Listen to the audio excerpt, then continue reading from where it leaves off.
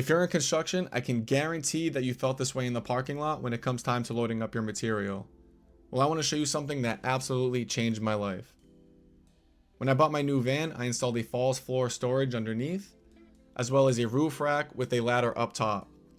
Included is a extendo drawer that comes out the side. I want to show you in this video exactly how you can do this so you can spend less time in the parking lot and more time on the job site. When it came to shopping for vans, I ended up choosing the 2024 Ford Transit.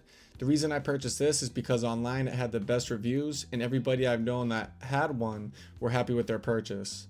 So I want to show you guys what it'll be once you buy a new van. So this is how it's going to look in the back, and this is what we'll be working with. The first thing I did was add this partition wall made by WeatherGuard. There's the information if you'd like to purchase, but I like it because in the cab you have more room to sit. When opening the side, we can see that it's a very large opening, so we'll make sure we take advantage of this while we're building. But let's get right into the material list so we can go shopping. For wood, we'll be using 2x6 for the base, and then with these metal pieces, we will be using angle iron, which will hold the wood in place, and then the 1x1s here will be acting like a joist running across. And you can get this in an aisle in Home Depot. The 1x1s are pretty expensive, they're like $50 or something like that. So that does add up, so just keep that in mind. You'll also need these self-tapping metal screws so you can fasten everything properly. And then we have some basic tools, you know, tape measure, screw gun, different cutting tools, just like the skill saw over here. That's going to get you pretty far in this project. So like I said, we'll be installing that 1x1 angle iron, and then the 2x6 will be standing upright just like this. And then you can build the rest of your frame. That way it can be supported up top with the subfloor. And this cavity back here will be for the future drawer. When your basic framing is done, you can start installing the 1x1 joist. But before you do that, you have to notch these 2x6s so that it can sit flush at the top. That way the subfloor has good contact all the way around, and it'll be much stronger this way.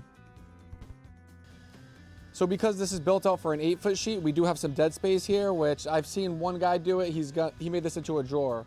So I'm gonna do the same thing. I bought real heavy duty sliding drawer brackets. I'm also gonna have to add a piece of wood here, kind of use that as a stud to secure it. And then I have a diamond plate, the same shape as this, and that's gonna use that. It's gonna give that a nice edge, look professional. It's gonna protect that corner from wear and tear over the years. Use cardboard when creating your template, transfer it over to the subfloor, cut the subfloor, and then install it, and you'll have a clean install just like this.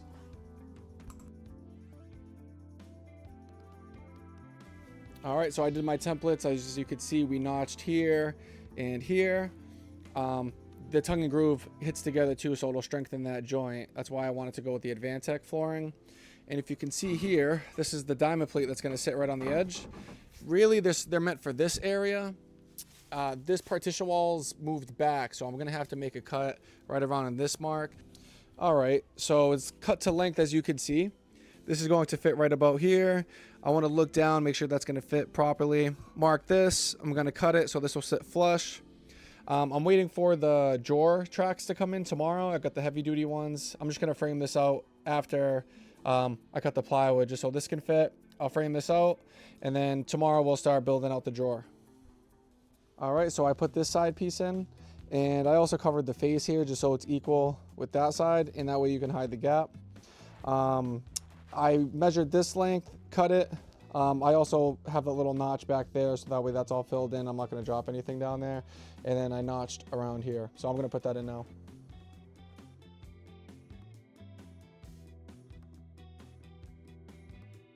Good news, the package arrived, so we can start installing these drawer tracks. And I'm not going exactly into how to install these. If you're in construction, most of the time you know how to do this already. I wanna keep this video straightforward.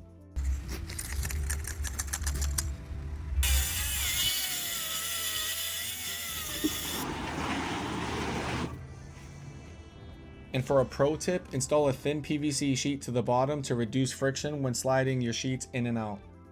At this point, you're pretty much done with your floor. As you can see, the extendo drawer is all done. It slides smoothly. We have the edge protector, so you know if you have wet boots, all that, you're not going to have any issues. Now it's just a matter of organizing everything to how it fits your needs the best. And I have to admit, the part I struggled with the most is trying to figure out a layout. So I sat a lot of time on a bucket and just stared, looked at what I have. Okay, where can I put this? You know, put tape so I can kind of feel where it goes. But I think this idea so far is pretty close. So I'll put my table saw here with my chop saw on top. Put a vacuum here. My Milwaukee pack out, which I can stack. And then my drop cloths here. And then I can start working on like the second level above that, which will probably be more drawers. I'll stick a ladder and some buckets in this area. And then I always have easy sand because I'm always working on walls. So I'll probably stack some easy sand in this area. But yeah, you're going to have to play with what works the best for you. So let's start putting our uprights in, which we're going to have to scribe because the edges are round. See, so now it fits nice and snug there. You can secure them. And then start working on your second level. And I like this area so far. I think that's pretty neat.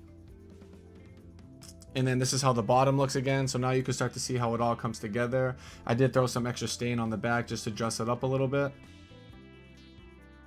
And I was also caught off guard by how long it took to build and install the drawers. So by the time you cut everything, build the drawer, install the track, and make sure that it opens and closes smoothly, it takes a while. But this is what I came up with so far.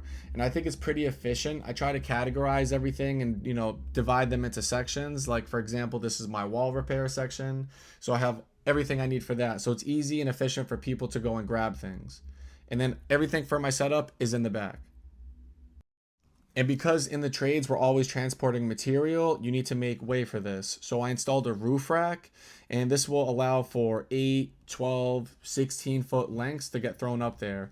And because it's a high van, you need to install a ladder like this, which almost acts like a clamp onto the door. That way you can get up and down to load up your material.